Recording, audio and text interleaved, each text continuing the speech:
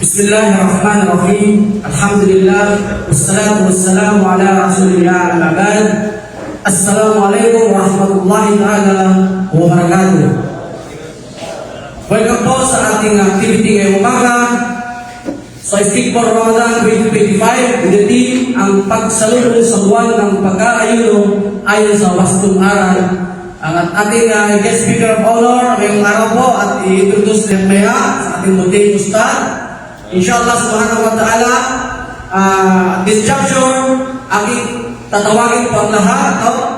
By the way, sa inyo po lahat, nais po namin kayong pasalamatan sa oras na ito. Kayo ay nakarating dito. Ito po ang napakaganda pagtitipon. Kumbaga, ito po ay kagawad ng Allah subhanahu wa ta'ala. Tayo ay nakapagtipon-tipon upang umaten o makinig sa napakagandang lecture, magiging napakagandang lecture sa ating munting ustad.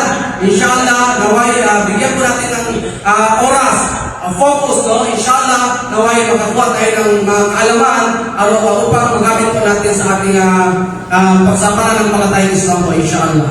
So, with this, aking pong tatawagin ang ating Regional President of Salam Police Advocacy Group, no agad na Brother Prince Ray C. Morillon para sa kanyang opening remarks. Tafaddal.